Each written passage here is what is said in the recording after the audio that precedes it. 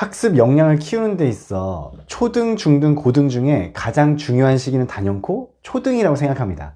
일찍이 좋은 공부 습관을 만들고 효율적인 학습 플랜을 세우기 좋은 시기이기 때문이죠. 만약 제 아이가 초등학생이면 이 두 가지만 시킬 거예요. 아마 이건 부모님들이 초등학생인 자녀에게 해줄 수 있는 최고의 선물이 될 거라고 생각합니다. 그리고 이것은 학업 성적을 잘 받기 위한 필살기이기도 합니다. 제가 대치동에서 학생들을 가르치잖아요. 그 중에 정말 뛰어난 학업 역량을 가진 아이들을 종종 보게 됩니다. 그래서 시험 대비도 하고 좋은 성적도 받는데요. 그럼 이런 아이들은 입학 전엔 뭘 했고 초등, 중등 시기에는 어떤 것들을 했는지 학생에게도 물어보고 어머님에게도 물어봅니다.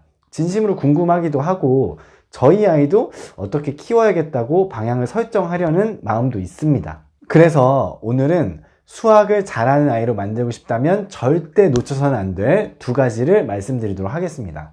학군지에서 압도적인 1등급을 받는 학생들과 학생의 어머님들에게 수차례 듣고 실제 경험한 내용을 공유해 보겠습니다. 이번 영상을 끝까지 다 보시면 초등에서 어떤 것을 잘하면 중등을 넘어 고등에서 압도적인 1등급의 실력을 갖추게 되는지 아실 수 있을 겁니다. 초등에서 절대 놓쳐서는 안 될 첫 번째 역량은 국어 능력입니다. 우리가 공부를 한다는 것은 문자로 쓰인 어떤 것을 읽고 이해하는 것이 기본이죠. 이건 국어 과목뿐만 아니라 수학, 과학, 사회, 한국사 모두 마찬가지입니다. 특히 수학을 잘하기 위해서는 글을 읽고 이해하는 언어 능력이 매우 중요합니다. 연산 능력도 중요하지만 이 연산 능력을 적재적소에 써먹기 위한 언어 능력이 뒷받침되어야 합니다. 유튜브에 댓글로 이런 질문 주시는 어머님들이 종종 있습니다. 우리 아이가 기본적인 문제는 잘 푸는데 문장으로 된 문제가 약한 것 같아요 라고 말이죠. 그럼 보통의 수학 선생님들이 드리는 솔루션은 이렇습니다. 문장제 문제가 많이 들어있는 문제집이죠. 문해길이라고 불리는 문제 해결의 길잡이를 풀어보세요. 나쁜 방법은 아니지만 문장제 문제를 많이 읽는다고 국어 능력이 많이 향상될 거라고 기대하기는 좀 어렵습니다. 그렇다면 이를 해결하기 위한 근본적인 방법은 바로 독서입니다.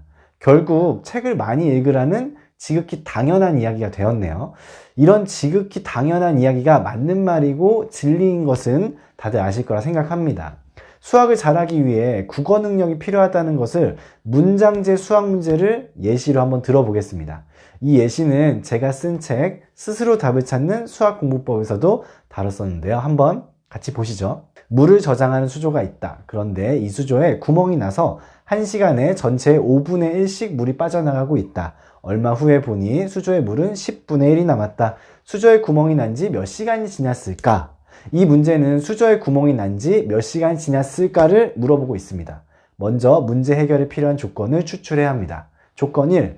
1시간에 전체의 5분의 1씩 물이 빠져나가고 있다. 조건 2. 수조의 물은 10분의 1이 남았다. 조건 1에서는 물이 빠져나간 양으로 시간을 알려주고 있습니다. 그런데 조건 2에서는 물의 남은 양을 제시하고 있죠. 그래서 이 남은 양을 빠져나간 양의 표현으로 바꿔줘야 합니다. 바꿔보면 다음과 같습니다. 조건 1. 1시간에 전체의 5분의 1씩 물이 빠져나가고 있다. 조건 2. 수조의 물은 10분의 9가 빠져나갔다.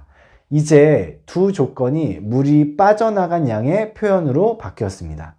직접적인 수의 비교를 위해 5분의 1과 10분의 1을 통분해보죠. 조건 1. 1시간에 전체의 10분의 2씩 물이 빠져나가고 있다. 조건 2. 수조의 물은 10분의 9가 빠져나갔다.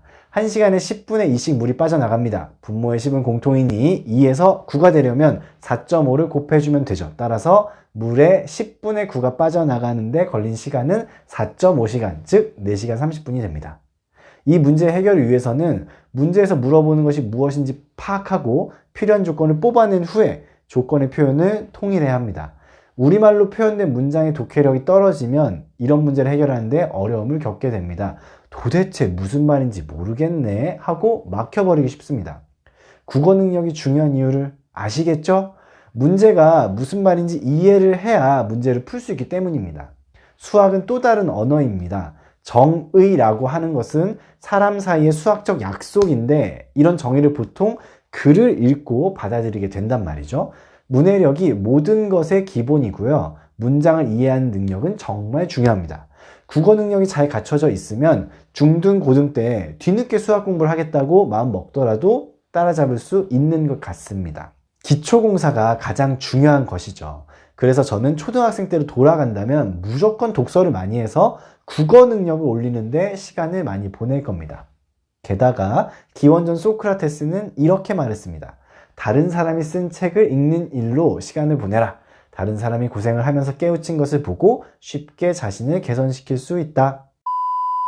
초등에서 절대 놓쳐서는 안 될 두 번째는 수학 선행 전략입니다. 요즘 어머님들 보면 누구는 되게 적게 시키고 누구는 되게 많이 시키고 집집마다 좀 다른 것 같아요. 너무 적게 시켜서도 안 되고 많이 시켜도 안 되는데 제가 진짜 문제라고 생각하는 것은 엉뚱하게 많이 시키는 것입니다. 엉뚱하다는 표현이 좀 죄송스럽긴 한데요. 예를 들면 엄마가 시키는 대로 아이가 열심히 공부합니다. 초등학생인데 연산도 하고 사고력 수학도 하고 중심의 문제집도 풀었고 심화 문제집도 풀었습니다. 성대 경시도 준비하고 KMO나 KJMO 같은 경시대회도 나가려고 공부합니다. 그런데 문제는 초등에서 열심히 한 만큼의 성과가 고등에서 안 나오는 경우가 많습니다. 완전 헛수고라는 것이 아닙니다.